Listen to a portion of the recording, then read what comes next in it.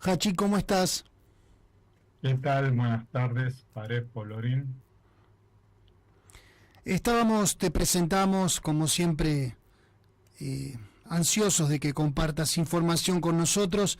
Hay muchos oyentes que durante eh, todo el tiempo que vos no salís al aire esperan ansiosos tu espacio para enterarse de muchas cosas que o nosotros no sabemos o desconocemos o también tu punto de vista.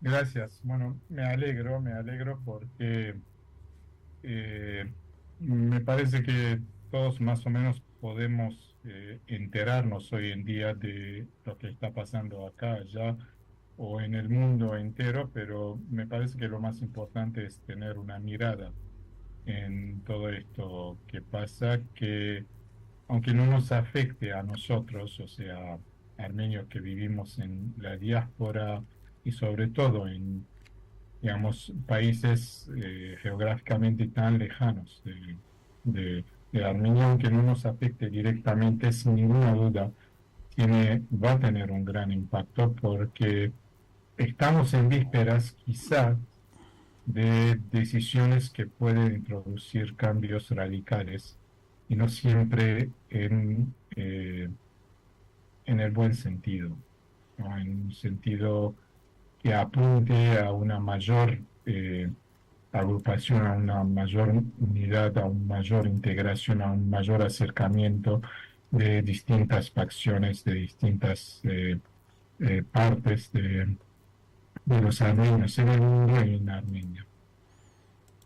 Y la indicación de que esto podría pasar eh, en los próximos meses es la última conferencia de prensa, o si quieren el show mediático del primer ministro Nikol Pashinyan en Yerevan, con una famosa maqueta ahora que está en las redes sociales, ¿no?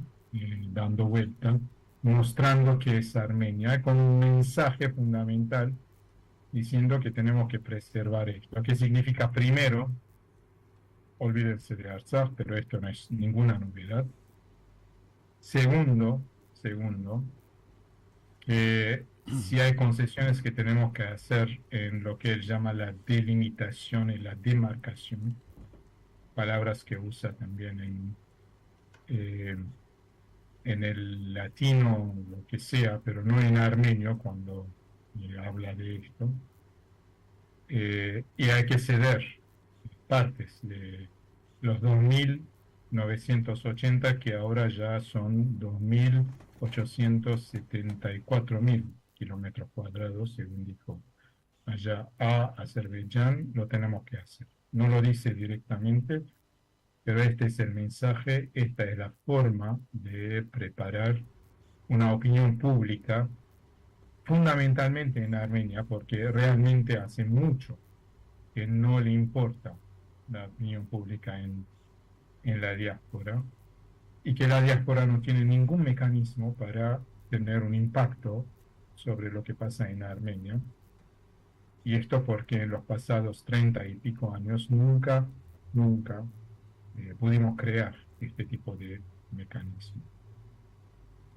Preparar una opinión pública que según las últimas encuestas todavía le dan, digamos, una popularidad, todavía le dan, vamos a ponerlo así, la mayor popularidad de todos los políticos, líderes políticos en Armenia.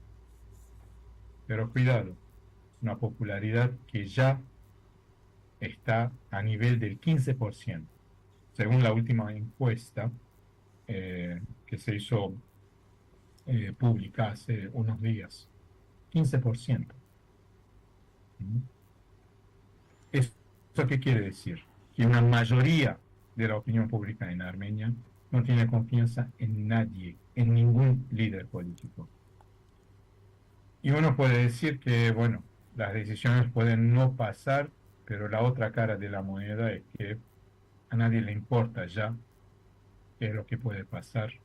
en las negociaciones entre Armenia y Azerbaiyán, si es que podemos llamar negociaciones lo que está aconteciendo, porque no lo sabemos, no lo hacen público y ni siquiera en el ámbito del Parlamento, la oposición tiene acceso a la información. Ahora bien, no podemos especular demasiado sobre lo que puede pasar en los próximos meses. Y en general, las especulaciones o los pronósticos políticos no salen, en general no salen correcto, pero hay indicaciones un poco preocupantes porque también Azerbaiyán está diciendo, cuando digo Azerbaiyán me refiero al dueño de Azerbaiyán, al presidente Aliyev, que domina, posee Azerbaiyán. También dijo que el acuerdo de paz o la paz está cerca. El problema es el siguiente. Uno puede decir que hay mejor que la paz entre dos países. De acuerdo, nadie lo va a negar. Nadie quiere guerras. Pero el problema es que la paz para Azerbaiyán significa más demandas. Y esa paz va a venir siempre y cuando Azerbaiyán reciba de Armenia lo que está pidiendo ahora y lo que va a pedir mañana. No se trata solamente de lo que ellos llaman los enclaves, no sé, basado en no sé qué mapa de tiempos soviéticos, como si esto fuera tan relevante, o se tornó relevante porque Pashinyan los hizo relevante. Nadie en 30 años, más de 30 años, habló de esto, de la demarcación, de la delimitación, y de pronto lo tenemos en la agenda, ¿no? Con un nuevo vocabulario, un nuevo discurso de catastro, no sé, y estos conceptos que no existían, el Tratado de Alma-Ata, sacado del contexto, evidentemente, sin mencionar los puntos que ponen claramente la reserva de la parte de Armenia que firmó el tratado de 1991. Bueno, todo esto, ¿no? Va a pasar, y no solamente que quiere los enclaves y los 8 aldeas, supuestamente aldeas de Azerbaiyán, no solamente Armenia no reclama lo que perteneció a Armenia en la era soviética, Azovstal, ese enclave en Azerbaiyán, sino que Aliyev también tiene la otra demanda, mucho más peligrosa, que es el corredor, ¿no? El vínculo entre Azerbaiyán y Najicheván, el vínculo que va a unir finalmente los estados, los países turcos. Es el sueño del panturquismo que se va a realizar. Evidentemente, si hay no digamos corredor, si existe una ruta que lleve de Azerbaiyán a Najicheván bajo el control armenio, nadie puede decir no, pero este no es el tema. El corredor Azerbaiyán quiere bajo el control de los azeríes, o sea, la no interferencia de los armenios. O sea, los armenios tienen que controlar algo que pasa por su territorio. Y la alternativa, que Moscú presiona y dice que esto está en el acuerdo tripartita del 9 de noviembre, nadie habla de este acuerdo, ya nos olvidamos de este acuerdo, ¿no? Y que este corredor tiene que ser bajo el control de los rusos. De una forma u otra, esto es dar un corredor, una parte de Armenia, que corta a Armenia de Irán, por supuesto, fuera del control armenio, o sea, fuera de la soberanía armenia. Por ahora, el gobierno de Pashinyan dice que esto no va a pasar. ¿Podemos creerle? Yo no tengo confianza 100% que esto no va a pasar. Así que no voy a decir esperemos lo peor, pero porque sería un pensamiento realmente negativo, pero estemos atentos de acontecimientos no positivos que pueden venir en los próximos días. No es que desde la diáspora podemos tener algún impacto, alguna influencia, por más que protestemos, etcétera, no. Pero pensemos bien cuál va a ser el impacto psicológico e intelectual sobre la conceptualización de la identidad que tantos años, tantas décadas, desde prácticamente el genocidio en adelante, construyamos en la diáspora y logramos avances muy importantes. ¿Cómo esto va a impactar sobre el ser armenio de la diáspora? Porque vuelvo a repetir, no nos demos ninguna ilusión, desde la diáspora no tenemos un impacto sobre estos acontecimientos en Armenia. Y hay dos puntos que quiero agregar, más o menos vinculados a estos. El primero es el eco que el, eh, el discurso de paz tiene en Turquía. ¿Y por qué esto es aún más preocupante? Porque no es solamente Azerbaiyán que pone condiciones para la paz, y aparentemente no es solamente a las condiciones azeríes que Armenia está más o menos dispuesta, cuando digo Armenia es el gobierno de Pashinyan, a ceder, ¿no? Quizás no todo, pero parte a negociar, sino que Turquía también. Y la declaración que vino es muy simbólica y vino de una persona que por su cargo nos dice mucho sobre la relación entre Azerbaiyán y Turquía y sobre su conceptualización del proyecto del panturquismo. Me refiero a quien hoy es el presidente de la Organización de los Estados Turcos, o turcófonos si quieren, que se llama Binali Yıldırım. Fue ex primer ministro de Turquía, ex diputado, y él, en una conferencia de prensa después de la reunión de los jefes de los representantes de los países turcos en Bakú, declaró que la paz es cerca, pero también condicionó que Armenia tiene que dar el corredor para unir, y lo dice sin, digamos, segundas intenciones, directamente, para unir el mundo turco, que Armenia no puede cortar la relación entre Turquía y el resto de los países turcos. Lo dice explícitamente. Eso por un lado, pero sigue diciendo que Armenia tiene que sacar el Ararat en el emblema de la República.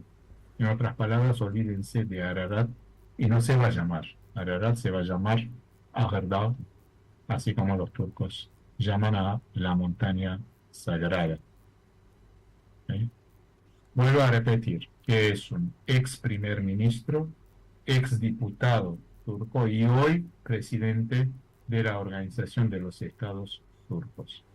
Hace eco, pone las condiciones de una paz, hace eco de Aliyev y pone condiciones de la paz. O sea, Armenia está entre dos países turcos que están presionando, ofreciendo una paz que fundamentalmente es una segunda capitulación de Armenia.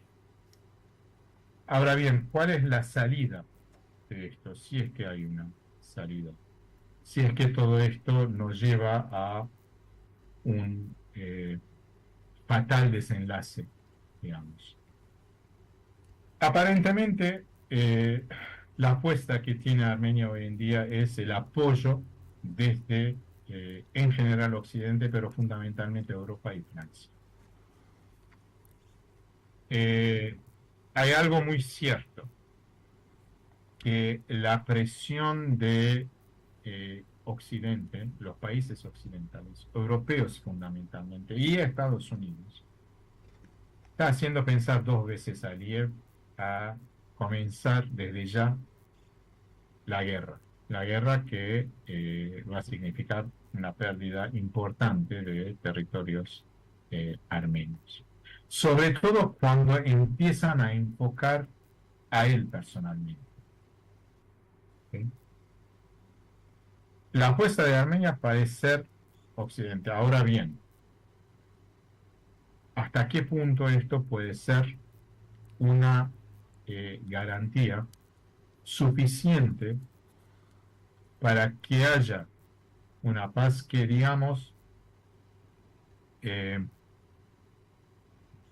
pueda preservar Armenia en sus 29.800 kilómetros cuadrados, tal como Pashinyan había dicho? Este es lo mínimo, ¿no? Y las chances no son muchas. ¿Hasta dónde puede llegar este apoyo en tiempos de una ofensiva a Azerbaiyán? Porque sabemos también que el interés que hay por Armenia pasa por la rivalidad, sino la enemistad hoy en día que hay contra Rusia después de la invasión, de la agresión rusa contra Ucrania. Está eso, nadie duda de que esto es así, y es normal que sea así. Ahora bien, la gran pregunta es si estas garantías significan algo más que una promesa. La respuesta no es totalmente sí o no, porque muchos se burlan, muchos, fundamentalmente aquellos que están más cercanos a, digamos, el campo ruso, se burlan de la presencia de los observadores de la Unión Europea, civiles de la Unión Europea en Armenia. Pero es algo en el terreno. ¿Puede parar una ofensiva azerí? No. Pero es un instrumento que si el gobierno de Armenia sabe utilizar bien, puede transformarse en una herramienta diplomática muy importante para poner presión sobre Azerbaiyán en las instancias internacionales. Ahora bien, por un lado hay esto, por otro lado también Armenia está diciendo, o por lo menos Pashinyan no descartó, de que si hay un acuerdo de paz con Azerbaiyán, puede retirar todas las quejas y los procesos que comenzaron contra Azerbaiyán en las instancias de la Corte Internacional. Y esto sería abandonar las pocas herramientas, los pocos factores que Armenia tiene hoy en día para de alguna forma contener la agresión y las ganas de Aliyev de otra guerra contra Armenia. Por lo tanto, la pregunta es, ¿cuál es